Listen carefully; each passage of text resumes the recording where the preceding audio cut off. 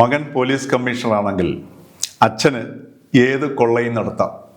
പോലീസിനെ പേടിക്കേണ്ട ആവശ്യമില്ല, കോടതിയെയും പേടിക്കേണ്ട ആവശ്യമില്ല.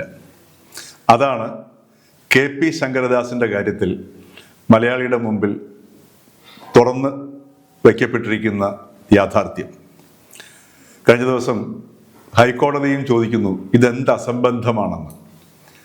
കാരണം ശബരിമല സ്വർണ്ണക്കൊള്ളക്കേസിൽ പ്രതിയായ മുൻ ദേവസ്വം ബോർഡ് പ്രസിഡന്റ് സുപ്രീം കോടതി വരെ പോയി അദ്ദേഹത്തിന് മുൻകൂർ ജാമ്യത്തിന് വേണ്ടിയിട്ട്. അവസാനം സുപ്രീം കോടതി ചോദിച്ചു, ദൈവത്തിനെ പോലെ നിങ്ങൾ വെറുതെ വിട്ടിട്ടില്ലോ എന്ന്. എന്നിട്ട് അദ്ദേഹത്തിൻ്റെ ജാമ്യ ഹർജി തള്ളി. പക്ഷെ നാട്ടിൽ വന്ന് പെട്ടെന്ന് അദ്ദേഹത്തിന് ശാരീരിക അസ്വാസ്ഥ്യമുണ്ടായി.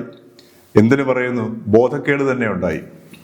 ഇപ്പോൾ ബോധമില്ലാതെ ആശുപത്രിയിൽ കിടക്കുന്നതിൻ്റെ ചിത്രവും കാട്ടിയിട്ടാണ് കോടതിയിൽ അദ്ദേഹത്തിൻ്റെ അഭിഭാഷകൻ അദ്ദേഹത്തിനെ അറസ്റ്റ് ചെയ്യാൻ പറ്റാത്തതിൻ്റെയും അതല്ലെങ്കിൽ അദ്ദേഹത്തിനെ ഹാജരാക്കാൻ പറ്റാത്തതിൻ്റെയും ഒക്കെ സാങ്കേതികത്വം ചൂണ്ടിക്കാട്ടുന്നത്. പോലീസും നിർനിമേഷരായി നോക്കി നിൽക്കുന്നു. കാര്യം, എങ്ങനെയാണ് ബോധമില്ലാത്ത വ്യക്തിയെ അറസ്റ്റ് ചെയ്യുക? ഇത് കണ്ടിട്ടാണ് ഹൈക്കോടതി ചോദിച്ചത് എന്ത് അസംബന്ധമാണ് ഇവിടെ നടക്കുന്നതെന്ന്. നമുക്കിപ്പം എവിടെ നോക്കിക്കഴിഞ്ഞാലും ഭരണഘടനയെ ഉയർത്തിപ്പിടിച്ചുകൊണ്ട്, വിശേഷിച്ചും ഇപ്പോൾ ഒരു ചെറിയ ബുക്ക്, ഭരണഘടന എന്ന് വെച്ചാൽ ഒരു ചെറിയ ചുവന്ന നീളമുള്ള ബുക്ക് എന്നൊരു രൂപത്തിലേക്ക് മാറിക്കഴിഞ്ഞു. ആ ഒരു രൂപത്തിനെ എടുത്ത് പലപ്പോഴും ഇപ്പോൾ ഭരണഘടന ഉപയോഗിക്കുന്നത് ഒരു പ്രതിഷേധത്തിൻ്റെ ആയുധമാക്കി ഉപയോഗിക്കപ്പെടുന്ന അവസ്ഥയാണ്. KP ശങ്കരദാസിൻ്റെ ഈ ബോധമില്ലാതെ കിടക്കുന്ന ചിത്രത്തിലൂടെ നാം കാണുന്നത് ശരിക്കും ഇന്ത്യൻ ഭരണഘടന തളർന്നു കിടക്കുന്ന ഒരു ചിത്രമാണ്. കാരണം വളരെ വ്യക്തമായിട്ട് നമ്മളുടെ നീതിന്യായ വ്യവസ്ഥയും നിയമ സംവിധാനത്തെയും വെല്ലുവിളിച്ചുകൊണ്ടാണ് ശങ്കരദാസിൻ്റെ അറസ്റ്റ് ഒഴിവാക്കപ്പെട്ടിരിക്കുന്നത്. അതിൻ്റെ കാരണം അദ്ദേഹത്തിൻ്റെ മകൻ പോലീസ് കമ്മീഷണറായി ഇരിക്കുന്നു എന്നുള്ളത് കൊണ്ടാണ്. അദ്ദേഹത്തിൻ്റെ മകൻ കൊച്ചി സിറ്റി പോലീസ് കമ്മീഷണറാണ് എന്നുള്ള യാഥാർത്ഥ്യം ഓർക്കുമ്പോഴാണ് ശരാശരി പൗരൻ എന്ന നിലയിൽ അദ്ദേഹത്തിൻ്റെ കൊച്ചി സിറ്റി പോലീസ് കമ്മീഷണർ അധികാര പരിധിക്കുള്ളിൽ വരുന്ന പൗരന്മാർക്ക് എത്രമാത്രം നീതി ഈ പോലീസ് കമ്മീഷണറുടെ ഭാഗത്ത് നിന്ന് ലഭിക്കും എന്നുള്ളൊരു വലിയ ചോദ്യവും കൂടി ഇവിടെ വരികയാണ്. ഇവിടെയാണ് ശരിക്കും നമ്മൾ ഭരണഘടനയെ കാണേണ്ടത്. കാരണം ഭരണഘടന നിസ്സഹായമായി നോക്കി നിൽക്കുന്നു. അംബേദ്കർ പറഞ്ഞത് വീണ്ടും നമുക്ക് നമ്മളുടെ ഓർമ്മയിലേക്ക് വരികയാണ്. കാരണം അതിമനോഹരവും ഉദാത്തവുമായതാണ് ഈ ഭരണഘടന. പക്ഷേ അതിൻ്റെ കഴിവും ശേഷിയും അതിൻ്റെ പ്രയോജനവും അത് കൈകാര്യം ചെയ്യുന്ന വ്യക്തികളെ അടിസ്ഥാനപ്പെടുത്തിയിരിക്കുന്നു. ഇത് പോലീസ് കമ്മീഷണറെ മാത്രം നമ്മൾക്ക് കുറ്റം പറഞ്ഞിട്ടും കാര്യമില്ല. കാരണം ഇത് ഇവിടുത്തെ രാഷ്ട്രീയ നേതൃത്വം കൂടിയാണ്. രാഷ്ട്രീയ നേതൃത്വത്തിൻ്റെ ഒത്താശയോ അറിവോ ഇല്ലാതെ ഈ പോലീസ് കമ്മീഷണർ മാത്രം വിചാരിച്ചു കഴിഞ്ഞാൽ KP ശങ്കരദാസിന് ബോധം കെടില്ല.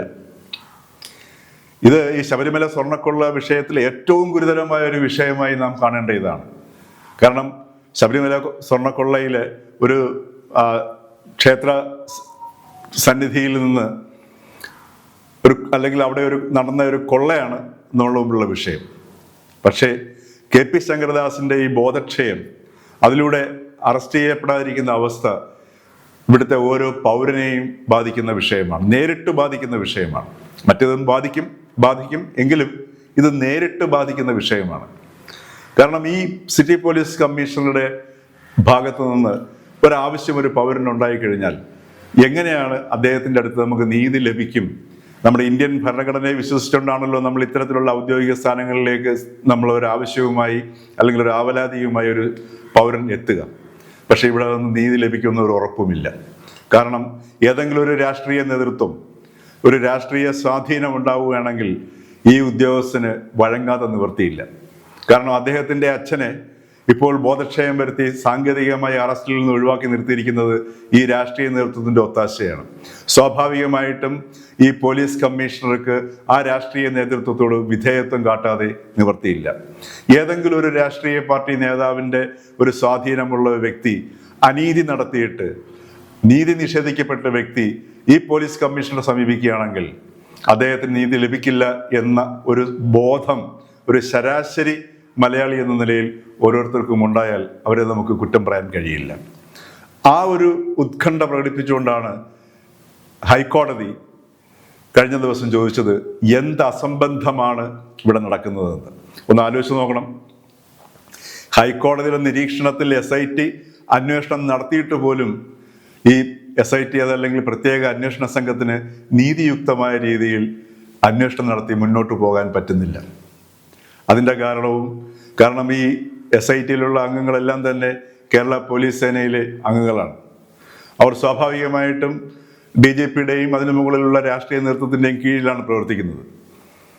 ഹൈക്കോടതി ഇത്രയധികം സസൂക്ഷ്മം പിന്നിൽ നിന്നിട്ട് പോലും ആ പ്രത്യേക അന്വേഷണ സംഘത്തിന് നീതിയുക്തമായ അന്വേഷണം നടത്താൻ പറ്റുന്നില്ല എന്നുണ്ടെങ്കിൽ അവിടെയാണ് ശരിക്കും ഭരണഘടന ചോദ്യം ചെയ്യപ്പെടുന്നത്. അതിലൂടെയാണ് ഭരണഘടന നമുക്ക് നഷ്ടമാകുന്നത്. അതിലൂടെയാണ് ജനായത്ത സംവിധാനം ഇതേപോലെ ബോധം കെട്ട് കട്ടിൽ കിടക്കുന്ന അവസ്ഥ വരുന്നത്.